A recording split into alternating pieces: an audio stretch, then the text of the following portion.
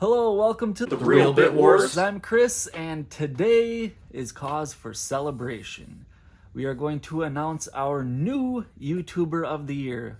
So please join me in congratulating Mike's Gaming Gala. Mike really showed up in the voting, and a lot of people rallied behind him, and I think the amount of support that he gets on his channel is going to translate into a very successful year for YouTuber of the Month. So if you have not already, please go over and subscribe to his channel. He's already posted a video, like an acceptance speech of sorts, so you can check that out right away. There is a link to that in the description. I will remind you again at the end of this video, but on to business here. I told all of you to leave some questions for me that I was going to answer here, so thank you to everyone that left a question in the comments of that other video, and we're going to get right to it and answer these. But I'm going to enjoy myself a hoppy water. If you want to grab your drink of choice as well, just for good measure, we'll use this Can Cozy.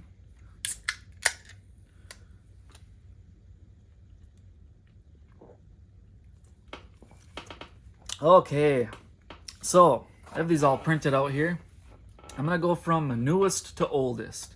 Gavlar88. Hey, no question. Just want to say you've done a great job over the year. I was nominated for 1 month by Zenbloke, can't remember which, but I've been following since then. Only just noticed I hadn't subscribed until now. Well done for your work. Well, thank you for that. I believe that was March that you were nominated when Zenbloke won. Next up, PJ Venom. I've already asked a YouTuber of the Month oriented question. I should disclose I encouraged people to ask more than one if they could think of more than one question. So thank you for leaving multiple comments here, PJ. I appreciate that. So I'll just throw you a general gaming question. Name 3 of your favorite video game protagonists and 3 antagonists. Characters of all time and why. Protagonists, I will go with Mega Man and Bomberman because they're both awesome. And also Earthworm Jim because he's groovy. The antagonists. I'm going to stick with Earthworm Jim. Psychro. I just love the design of that character. I think it's hilarious. I don't think those games are particularly great. They're just very amusing. They're fun. And then I have to pick Bowser. So many epic battles against Bowser in my lifetime. How could I forget him? And then I'm going to pick Mr. Hot Dog from Burger Time. For the simple reason that I don't think there is an enemy I have destroyed more times than Mr. Hot Dog. If you don't know, that's like the easiest one to defeat in Burger Time. And there's so many like identical characters, and he deserves his moment in the spotlight from being killed so many times. Shout out to Mr. Hot Dog. All right, drinking games with Josh. First, let me say well done with hosting duties this year. You did an amazing job putting your own spin on the hosting duties. My question for you is, what would you say was the most memorable thing you will take away from doing this? The one thing that 20 years from now you will look back on and still think of. The cameos. The people, like, I had, some people did intros, excuse me, and other people, like former hosts and stuff, came back and were on the show. Every single time that happened, I got really excited. It was super cool to have so many people take part in the whole thing. All right, the next one is from the Rampage Talk. I have a new question. Again, he left 2 questions. Did myself and Sam Azair cause you hell during our month of nomination? No, Sam did not. She was a total saint. But you, on the other hand? Let me just say this. That month, I saw far more replies to the comments than I ever did before, which is all fair play. You can go ahead and reply to comments. It's no big deal, but it does make my life a little more difficult. But I took this on, so I have no one to blame but myself.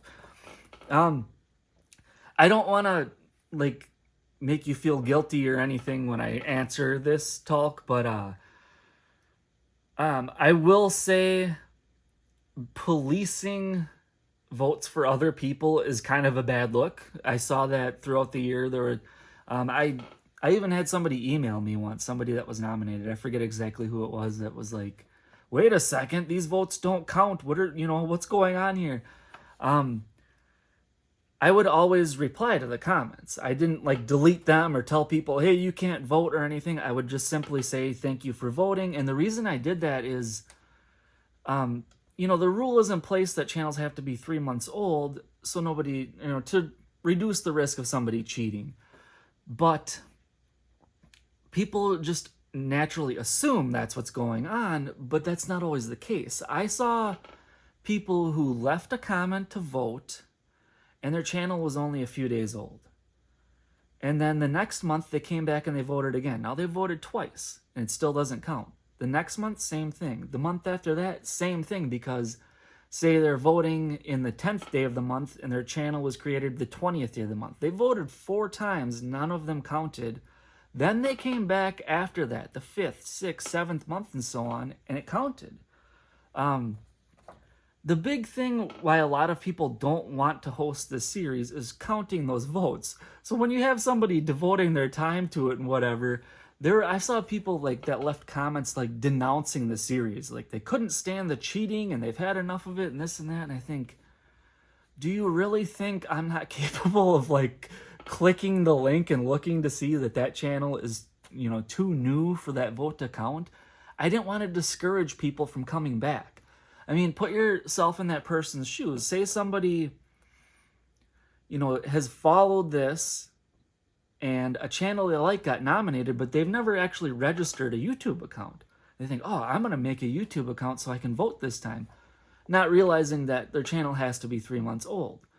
Well, think of that. They do that, they create the account, they vote for somebody they like, and the first notification they get from YouTube is, "Hey, such and such doesn't like the fact that you voted because your channel's not old enough." That's gonna like turn somebody away. They might never come back and vote again. And we want people to come back. We want returning customers, so to speak, to continue watching this. The series relies on that sort of thing, Yes, new people come in, but those returning viewers really drive the whole thing.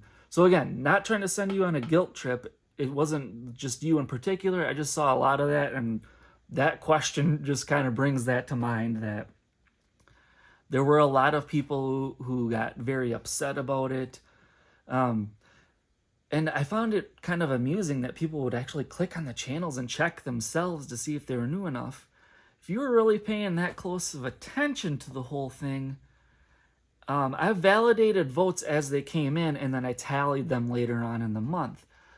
The way I didn't have to go back and validate them a second time is votes that counted, I gave a thumbs up. Votes that did not count, I gave a heart.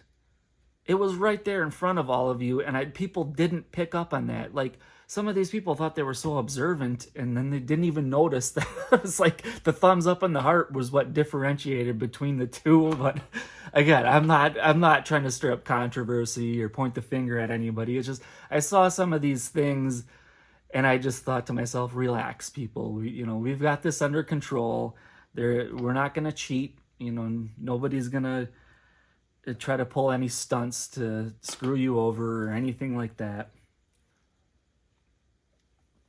Excellent question, though. Next up, Jillpoo3. You have done a wonderful job. Oh, thank you, man. And I gotta say,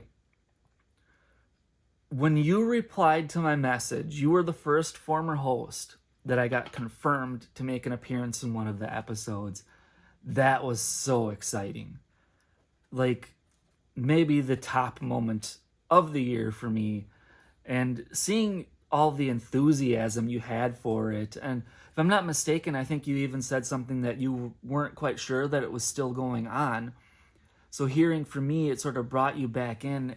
I was always thrilled to see you leave a comment, just like this one here. I thought, yes, Jillpoo3, he's still watching. That's awesome. But yeah, that appearance meant so much to me, and I'm sure you probably noticed I used a little clip of it for the year-end video as well. I couldn't resist. But yeah, that was awesome. Thank you so much. for being a part of it, a very, very big part of it. And you, along with Jason Relaxation, are like the founding fathers of this series. And I think we all owe a debt of gratitude to the two of you for that. So I applaud you for your involvement in this for all of these years. And thank you for leaving that comment. Back in the day, gamer. I think you did a pretty good job at first, then you just started phoning it in. LOL. My question is, will you accept my challenge of a cheese eating contest at MGC? So for those of you who are unaware, MGC is the Midwest Gaming Classic. That's a convention I've been attending for, I don't even know, probably roughly 15 years, maybe slightly less than that. But back in the day, Lamer, that noob, he's only been going for like 10 years at most, I think. I don't know. If that. But if you want to eat more cheese than me, man, you can go right ahead. But if you want to eat cheese together, I'm there. Let's do it. Let's eat some cheese. But I will say this. Don't you dare bring any of that Toledo cheese here to Wisconsin. That's punishable by death. We eat Wisconsin cheese here in Wisconsin. Yeah, they will throw you out in a field and you'll be trampled to death by a herd of Holstein heifers. But, yes, don't import cheese to Wisconsin. You gotta have the homemade stuff here. But I'll see you at the MGC, buddy. Let's eat some cheese and drink some beer. And don't forget to bring your booze truck and hand out some freebies. All right, kind of cool. Did you ever imagine you would have done this good of a job running the show here? Oh, shucks, buddy. You're pretty swell. Dare I say you're kind of cool. No, but to seriously answer it, when I took over from Generation Pixel and it was mine, those early days before I posted any videos was almost terrifying. I did not think I was going to do an excellent job, nor I'm not sure that I did even now. People seemed to enjoy it. It's not my style to like pat myself on the back. I feel like I could have done better at times at the very least. But yeah, my initial thought was, wow, don't mess this up. A lot of people are relying on me. So yeah, I was a little scared. I was intimidated by it. Retro Ed UK. What a great job you've done this year. I've loved the monthly recaps on recent year's winners, and your vids have captured the history of the competition. Question: what have you and Duff most enjoyed about co-hosting this year's competition? I'm assuming there may be two very different answers. Duff enjoyed the beer. That was his favorite part. As for myself, simply hosting it. Very rewarding experience. Just enjoying the ride was what I liked the most about the whole thing. It was awesome. And thank you for that question. KG, a question. Okay, please tell. What's become your least favorite game system or game series and why? Oh. So for systems, I've never been into any of the Xbox consoles. Too modern for me, and even when the original Xbox came out, it just wasn't doing it for me. Didn't like the games, didn't like the controller. As far as a game series, Smash Bros. Because, first of all, I'm not very good at one-on-one fighting games. It's just never been my genre. And I remember when I first played the very first Smash Brothers game, my cousins brought it over to my house when they came over for Christmas. They were young. I was like probably a teenager at the time, and they just whooped my butt. It was embarrassing, and it made me hate the game. And then later on, a friend gifted me the one on the GameCube for Christmas. And we played it. It was like we got a group of 4 people, and we started playing it, and none of us really liked it. And I haven't played a single one since then. So yeah. Xbox and Smash Bros. Are 2 things I'm not really into all that much. Retro Rivals, as a former almost host of YouTuber of the Year, I am very happy I didn't have to carry the torch. The amount of work and effort that goes into continuing the series, month after month, is certainly not lost on me. Hats off to yourself and everyone else who has done it. It is not an easy task. So for my question, I would love to know one positive and one negative to taking on the responsibility of the entire year. One positive, meeting a ton of like-minded individuals. So many new people came in to watch the series, and then they just kind of stuck around. We got to talk in the comments. I discovered other channels because of it. And the negative is probably the most obvious thing. Counting votes is a very tedious process. All right, Papa Bear Gaming. Fantastic job this year. I really enjoyed the series. I bet you are relieved it's coming to an end. It seems like a lot of work. It is bittersweet. There seems to be a lot of negativity about hosting. Like, people just kind of don't want any part of it. A year ago, I kind of understood why, but now that I've experienced it, I don't understand anymore. I think if you ever get the chance, go for it. Absolutely. You will not regret hosting this. And if you think about it too, you have to win YouTuber of the Month first, then you have to defeat all the other winners, or in my case, just kind of win by default. But yes, if you get the chance, go for it. Seriously, it's a lot of fun.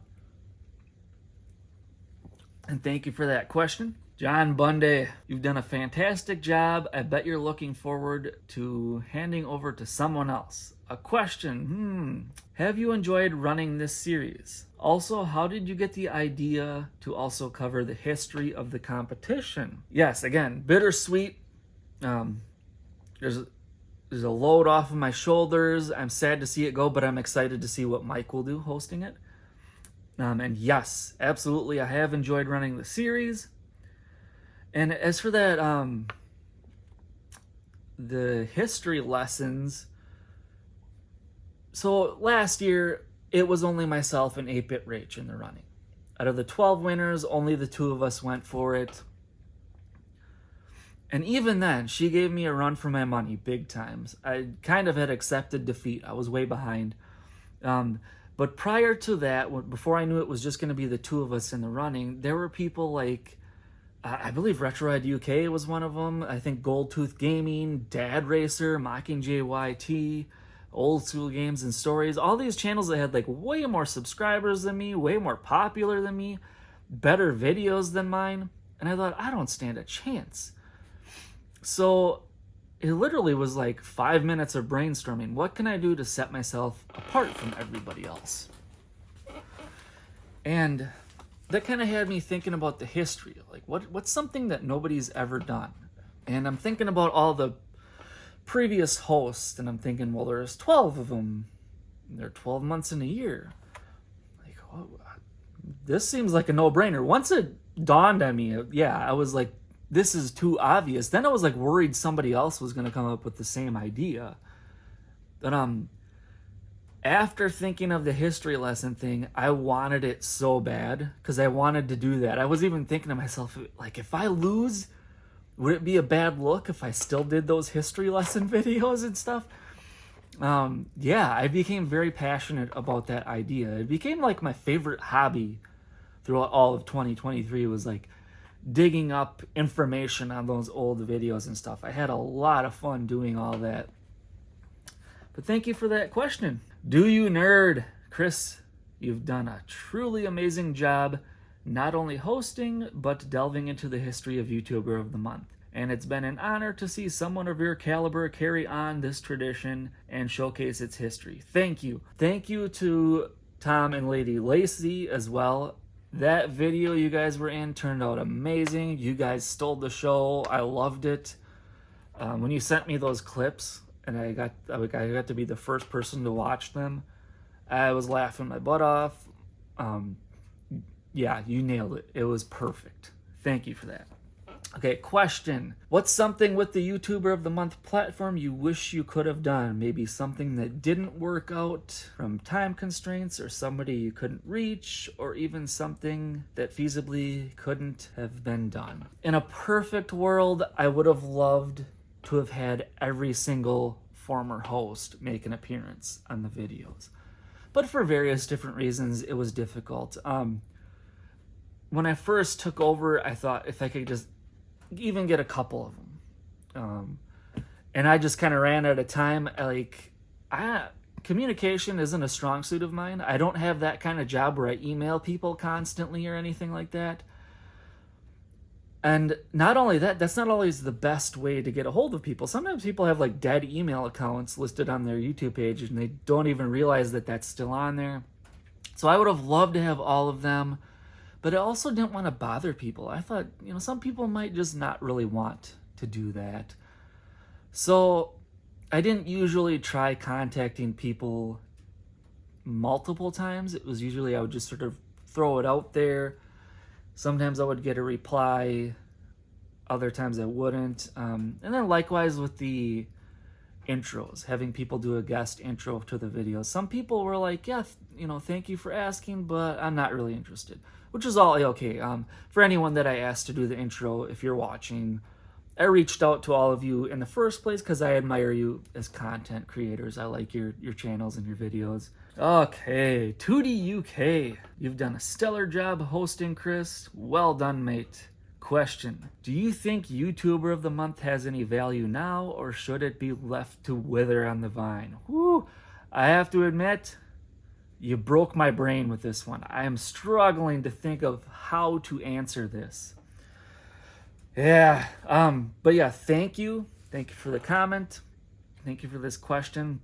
I'm only going to do that with this one, but I'm going to read the replies here. I replied, "Oh dear, what are you implying? Thank you for the kind words and the question." And then he replied to that, "Playing devil's advocate, as many would have it, wither away."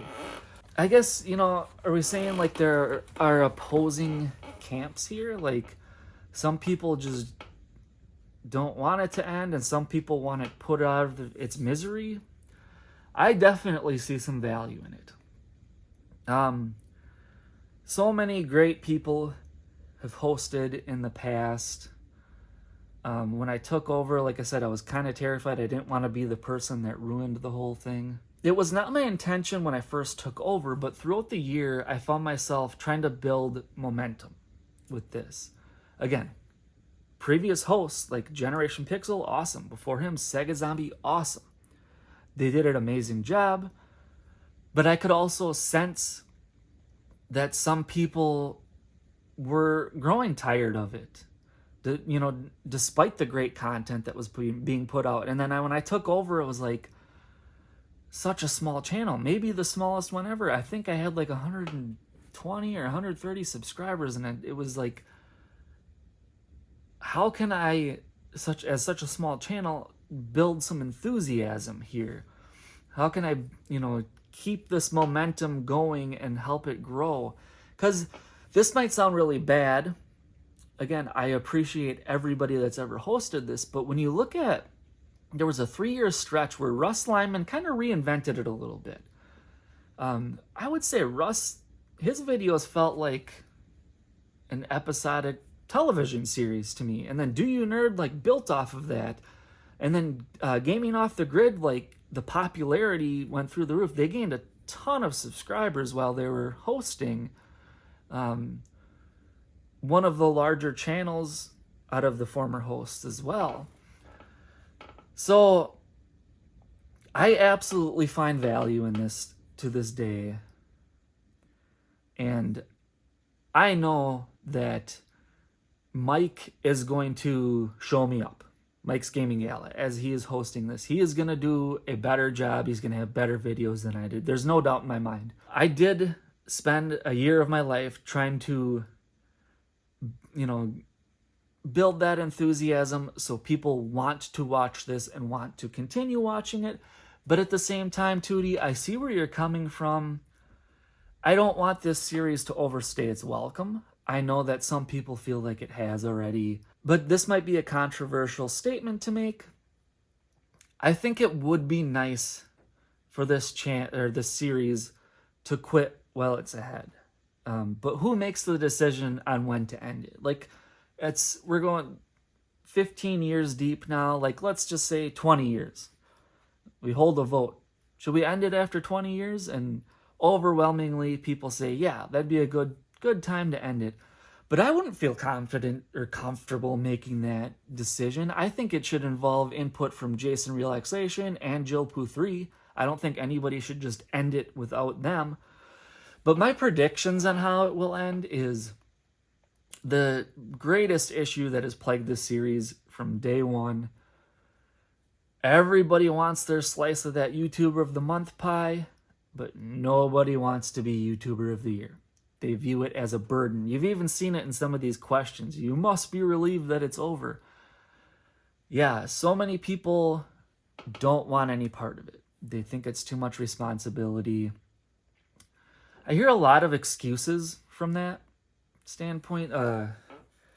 One of the worst excuses I've heard is, yeah, I mean, I would, but it would get in the way of my content. Like, you're being recognized as a content creator, and then you're shying away from doing this because you have to create the content. Like, come on, man. That's not a good excuse at all. I get it. People have their reasons. Some people, it's like family. It has value, but I would also like to see the series go out on its own terms. Again, I'm rambling here. That question broke my brain, Tootie. Hopefully that answer was to your satisfaction. Mike's Gaming Gala. Congratulations, Mike. Chris, you've done a fantastic job this year. My question, with all the extra you did for these videos, the cameos, the past winners, the history segments, etc., how long did it take you to make each video? Thank you, Mike. Again, the series is in good hands. Congratulations to you. So how long did it take? It varied drastically. I think the shortest amount of time one took, so I usually don't do scripted content on my videos. I guess you could describe some of it as loosely scripted. I very quickly realized I could not get away with that for these YouTuber of the Month videos. I wrote a full script for every one of them. I can remember one month in particular. I woke up, did not realize I was going to have time to work on the video that day, and I did. I was like, oh, okay, cool. But I didn't have the script written. I wrote the script. I think I even finished rewatching some of the old videos for the history segment, wrote the script, filmed everything, and did the first round of edits in, one afternoon, like a matter of 3 hours or whatever. So that would be the shorter end of it. The longer ones, certain things like the Russ Lyman one, his videos are unlisted. I had to contact him to get access to the videos before I could rewatch them. So sometimes that pre-production aspect was more time consuming than it was in other months. Sometimes the videos were longer, sometimes they were shorter. But as far as filming, that usually didn't take long. I would get that done in one sitting. It was usually, I think that probably averaged out to around 45 minutes, the filming process. Sometimes I would have to set things up. I would use props or whatever. But the worst amount of time I can remember for editing was one, again, I kind of realized, I have time to work on the video. I looked at the clock and it was 11 o'clock. At 4 p.m., I was like, holy cow, I've been working on this for a long time. It was 5 hours. I had 4 minutes worth of editing done. And in that moment, I was like, I have to stop. That's too much for one day. So yeah, hopefully that answers to your satisfaction. I know you're probably curious, given that you're going to be hosting here. But yeah, you're going to do awesome. You work very hard on your videos to begin with, Mike. And I don't think this is going to be any issue for you to take this on. Oh, by the way, if I am not mistaken, Jason Relaxation began this series in Canada, And now with you hosting, it is making its triumphant return to Canada, which is really cool, I think. So yeah. If you don't like the way it goes, blame Canada. Yeah, I still watch South Park. Thank you for that question, Mike. Officially captured. My question is, will you miss hosting YouTuber of the Month? And do you look at the series different now you have hosted it? It was kind of a relief in that moment when I was like, oh, I'm done. January 1st, like, oh, it's over. Cool. I felt very satisfied. In the future, I could end up kind of missing it, but I'm at peace with the whole thing. I really loved doing it. I think it's kind of changed me a little bit. Moving forward, my content might be a little bit different here on my channel because of it. And I definitely do look at it differently. I kind of touched on it a little bit earlier. My first thought was, don't mess up. Then when the dust kind of settled and I got into that routine, my outlook then was, make people want to watch this. So yeah, very different approach. And it kind of evolved as the year went on.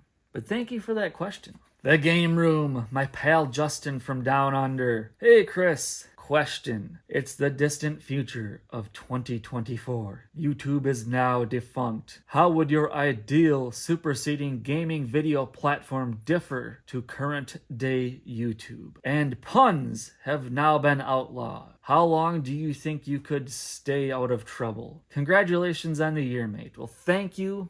I appreciate that, and thank you for the question. And I've mentioned this on my channel before, but if you did not see that video,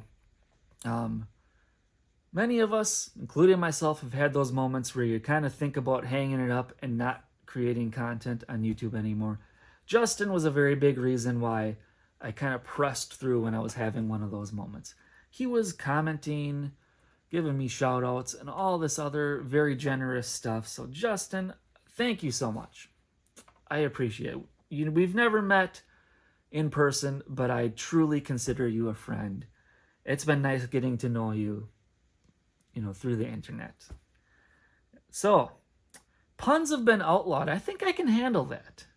However, if they outlaw sarcasm, that would be just wonderful. Because, I'm kind of sarcastic. But, YouTube being defunct and it's the future, the distant future of 2024. We're already there. I think we're doing okay here on YouTube. I know a lot of people hate that big bad algorithm monster. I'm not really one of them. I think we're comfortably existing within our own right as smaller YouTubes, looking out for each other, trying to build each other up a little bit. Not to kind of cop out and not answer the question but I mean, you're just trying to crack a joke for me here anyway, so I hope you're okay with me just saying that. Yeah, I'll do okay without the puns, just don't take my sarcasm. And I am okay with YouTube as it is, as shocking as that may be to hear. But thank you for that question. 16 Bits and Bobs. Great idea. You've done an amazing job. Well, thank you, Mr. Sandbob, if that is your real name. What the heck is a Sandbob anyway?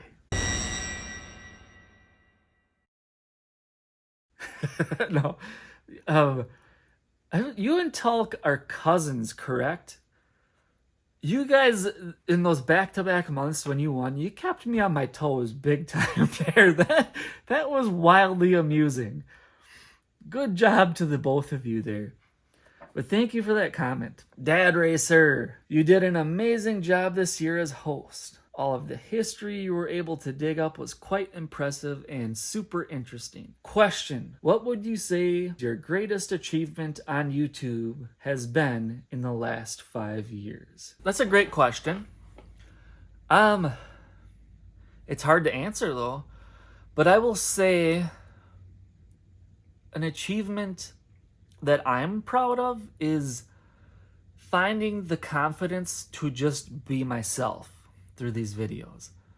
I think a lot of people that I know on YouTube have far newer channels than I do. Not everyone. I've been at this for like 10 years. And even then, I was creating videos prior to that for several years. I created my channel, I think it was like 2006 or something. And right then and there, I had every intention to start making videos. And in the early days, I didn't have the confidence to do it. I remember a big thing. I was like, what if I post videos and somebody I work with sees them and people start picking on me or whatever? I was worried about that. And when I finally worked up the courage to start doing it, I don't feel like I was being myself. I think I was trying to be a YouTuber. I had a moment where I was like, there's certain things I want to do. I just got to get some videos off my chest. Some things, that I've been brainstorming about. I just want to get those things done until I'm satisfied, and then I'll hang it up. And then, and only then, when I started to just kind of do this my way and be myself, that's when I started getting people watching. I started getting comments and likes and so on. And I think, Mark, you played a big part in that. You're one of those few people in those earlier days gave me a shout out, and that brought some extra attention in there and helped give me that confidence. And I think that other people can probably relate to that. It's a little intimidating to start doing this. You think, man, what am I doing with my life? Or will people judge me? This is weird. Like, you set up a camera and you talk to yourself essentially, and then you post it on the internet and people watch it. It's weird to get acclimated to that. So yeah, finding that confidence, I would say, is the achievement that I'm proud of. Thank you for that question, Mark. Thank you for that intro you did this year, and thank you for your support.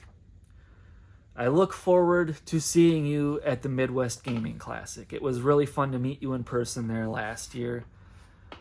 And yeah, it's going to be awesome this year. Sounds like we might have a bigger group of friends there, and we're going to have a blast. Mocking JYT. Wow, this year went by fast. My question, what are some of your favorite non-gaming YouTube channels? That's a really good question.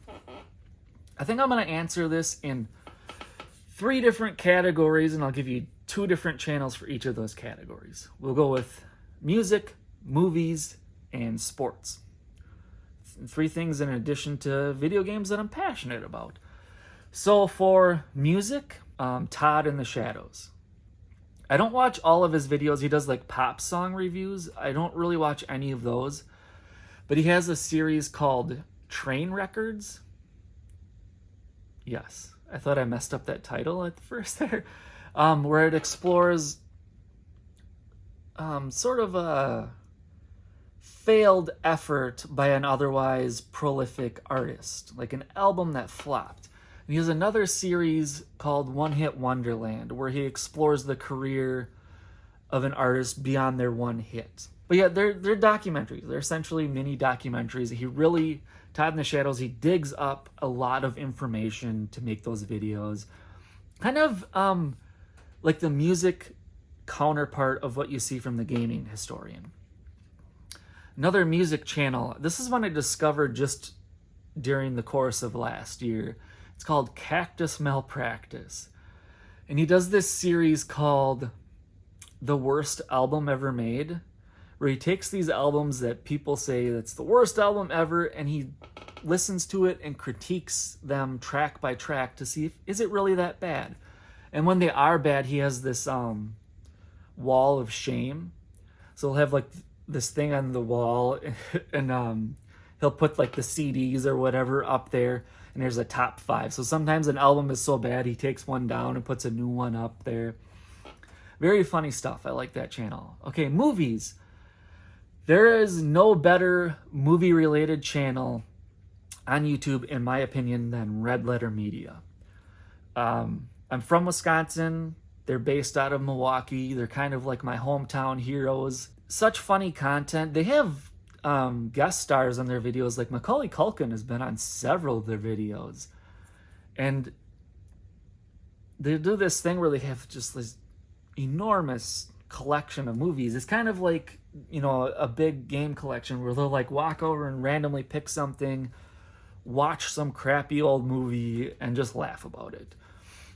So yeah, one of my favorite channels of all time on YouTube. And you might be surprised, most of these that I'm picking are bigger channels, but I've spent a year of my life promoting smaller channels, man. I've earned the right to just pick whoever I want, right? Okay, another movie-related channel, Hats Off Entertainment. So this is a guy, he knows his stuff. You can tell he went to film school. He knows what he's talking about. He does these different series. He has one called Almost Cult Classics, another one called Forgotten Failures. He digs into mainly old comedy stuff and looks at, lesser known things, maybe things that didn't perform well in the box office. Also incorporates TV shows in there as well. And he also has a podcast that he does that I really enjoy. But yeah, Hats Off Entertainment. That's a really good one. Sports. Does pro wrestling count? So I don't watch pro wrestling anymore, but I used to be a big fan of it. And there's a channel I love called Wrestling with Regret. And regret is spelt with a W-R. So WWW. Again, bigger channel. I kind of keep my finger on the pulse of pro wrestling vicariously through that channel, but what I really like about Wrestling with Regret is the classic pay-per-view reviews, where he'll review old pay-per-views, like the ones from the time when I was watching. He'll not only go match by match through them, but move by move. Very impressive stuff. And again, he really knows his stuff. Another sports channel, again, hometown. I don't know if you can see it, I'm a Green Bay Packers fan. Tom Grassi is a good NFL channel. You don't have to be a Packers fan to enjoy it, but he is a Packers fan. So that kind of comes through in the content. But if you're a fan of the NFL in general or any other team, kind of reminds me a little bit of what I do. He has like these like alter ego things that he does in comedy skits, essentially, where each different NFL team has its own character. So he wears a jersey for that team. He also does like live streams during games and things like that. If you're into the NFL, if you like NFL football, Tom Grassi, very cool channel. Thank you for that question too, Mockingjay. Man, I ramble a lot. Some of these answers are taking me forever. All right, old school games and stories. Did you count the votes or was it Duff? Duff was passed out on the couch while I counted the votes. He deserves no credit for that whatsoever. He did nothing but get in the way. He is a thorn in my side. Thank you for that question. Generation Pixel, another former host. Oh, it says right there. As a former host who had the pain and relief of not being able to vote throughout the year, let me know just one channel you wished you could have voted for. Just one, and why. That's an easy one for me to answer. So GP, when you were hosting, you remember that when I won, one of the channels, my 5 that I nominated, was Total Level. That channel was recommended to me by Micro Wolverine. Shout out to him. So naturally, you don't vote for your own nominees. You just kind of sit back and cheer them on and hope that they succeed. So Total Level got nominated, and I wasn't voting that month. That was August of 2022. You fast forward to August of 2023. Coopple of Nerds nominated Total Level again. And once more, I'm hosting, so I could not vote. So he's been nominated twice, have not voted for him, but you better believe if Total Level is nominated again this year, I'm voting for him. And I will say this, if he is nominated this year, that'll be the last time, because if we stay at 1,000 subscribers as the cap for nominees, he's going to surpass that before the end of this year. There's no doubt in my mind, because he puts in the work, and he deserves to get there. So yeah, please go check out Total Level. Check out that channel and subscribe. And thank you for that question, GP. I appreciate it. PJ Venom again. Nice idea, buddy. The years seem to fly by. What did you find most challenging and rewarding while taking on this year's hosting duties? I guess is similar to another question we had a while back that came after this one. I'll say the challenging part was always that changeover. I was always very content when I had everything all wrapped up and I was doing nothing but like counting the votes, the video was out. The month would roll over to the next one, and all of a sudden I'm starting from scratch. Like, oh my gosh, I have to get everything all wrapped up again. So there was always that stretch of a few days at the beginning of the month that was usually the most challenging period. And rewarding, I kind of answered this with one of the previous questions, just the experience itself. Hosting was rewarding. Just, being a part of the whole thing. And thank you, PJ. Again, you've been very supportive of the series and of my channel. I greatly appreciate that. If I am ever in Ireland, I will look you up. On a retro tip, another former host who made an amazing cameo. Thank you for that. Thank you for this question as well. Did you discover many channels yourself through hosting that you now follow and enjoy? Yes, absolutely. One that immediately comes to mind was Go Game Go. Kind of brought in, we saw like a 3-month stretch in 2023 where there were a lot of Atari related channels, and that was one of those nominees from that time, which I liked to see. That was really cool. So I discovered that, and then Go Game Go is not only a channel, but kind of a collective of sorts. You could say other channels, they do a podcast together, and one of those channels is Papa Pete, who himself was also nominated once. And I'd say that was a very big one that I discovered through going through this backlog of the history and then with my time hosting. Because Papa Pete does a lot of Intellivision content, and I love the old Intellivision. I would recommend checking that channel out if that's your sort of thing, because Papa Pete really knows his stuff. Like, he doesn't just play games. He gives you background info on, like, programmers, developers. I believe even, like, people that do the cover art on the games, I've heard of make mention of that sort of stuff. He'll do homebrews and everything else. Very knowledgeable person, for sure. Well worth checking out. So yeah, I'd recommend checking out Papa Pete, but that's a channel that I discovered while hosting, and I'm glad I did. Zen Bloke, nice idea, mate. Thank you for that, and congratulations to you on a job well done this past year. I can recall, I believe March, you won, and you were really excited, because I remember the prior year, one of my nominees, Mockingjay YT, who was victorious, then nominated you, and you took everything in stride, but I could tell you hadn't won, but you really wanted to. So when you got nominated again, you were very straightforward with that enthusiasm. This series relies on people like you. You really gave Mike's Gaming Gala a run for his money in the voting. Like, that was an impressive showing that you had, and I was very happy for you.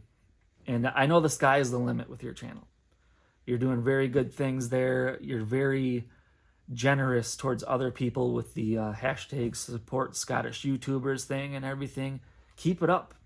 You're doing awesome. You have a wonderful personality that comes through in your videos.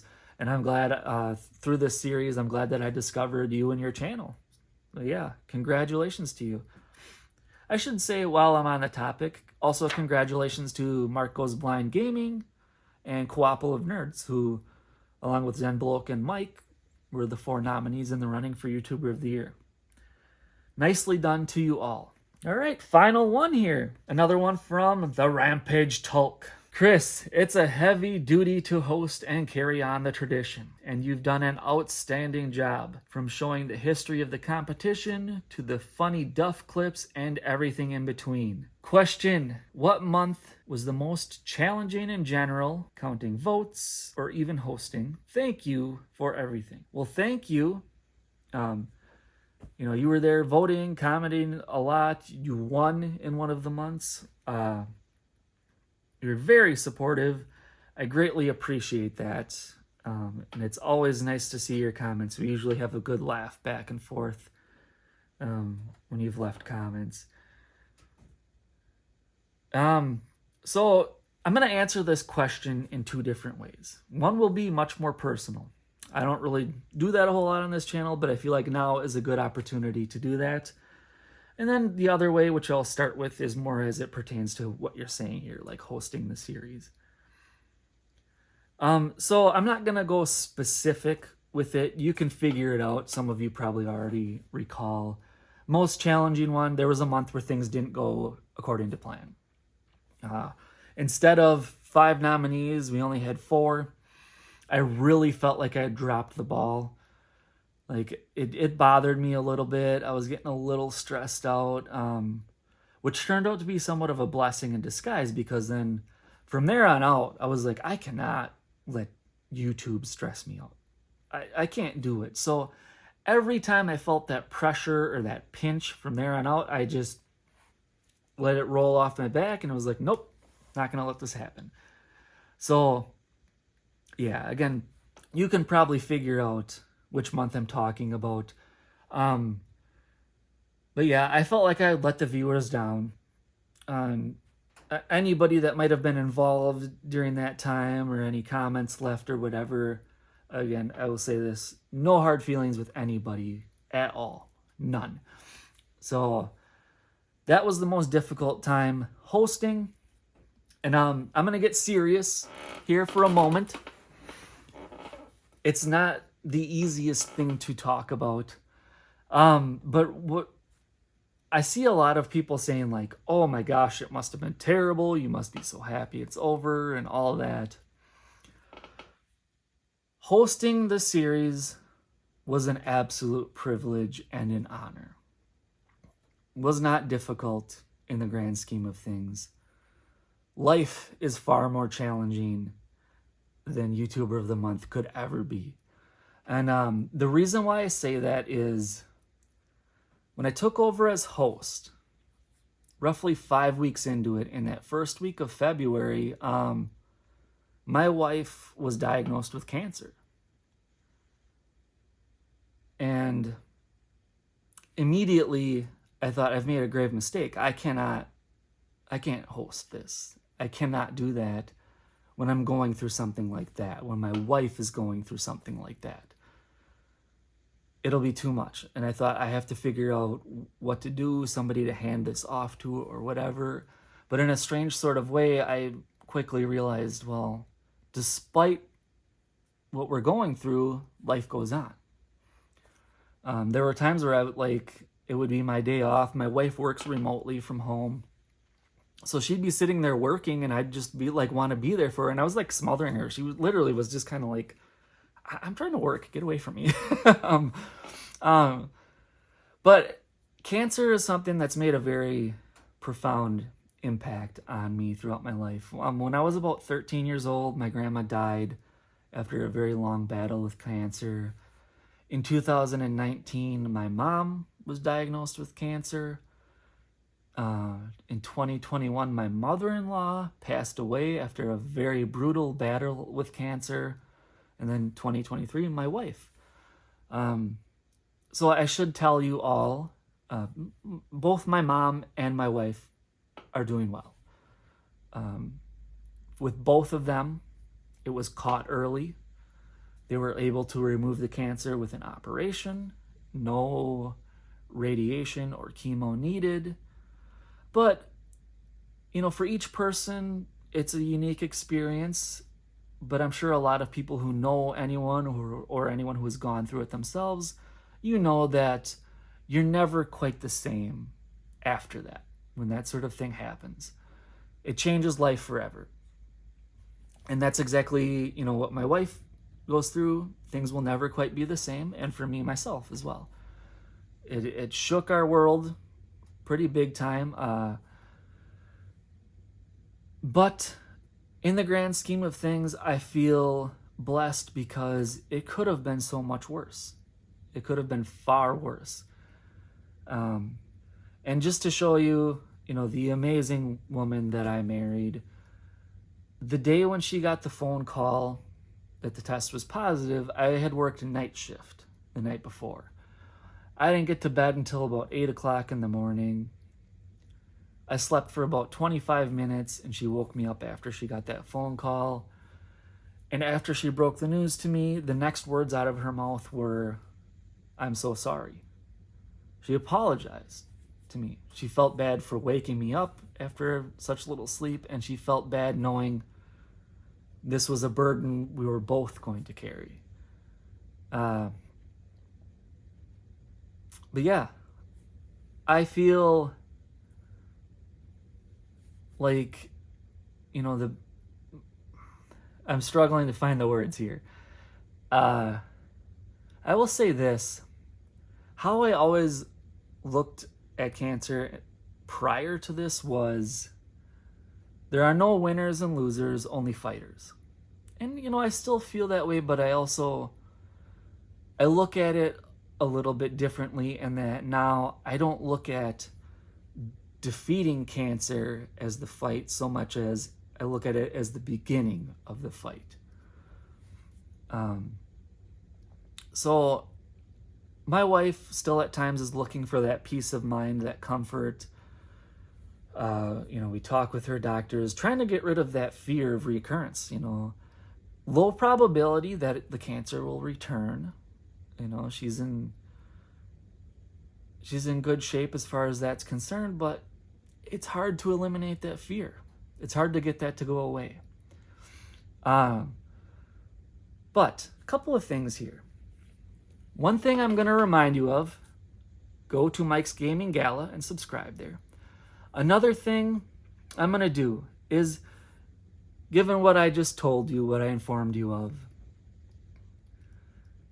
I'm going to leave a link in the description to an unlisted video on my channel. It's the video that I edited for our wedding. When my wife and I got married, that was played on our wedding day for all of the guests in attendance there. If you feel so inclined, maybe go check that out.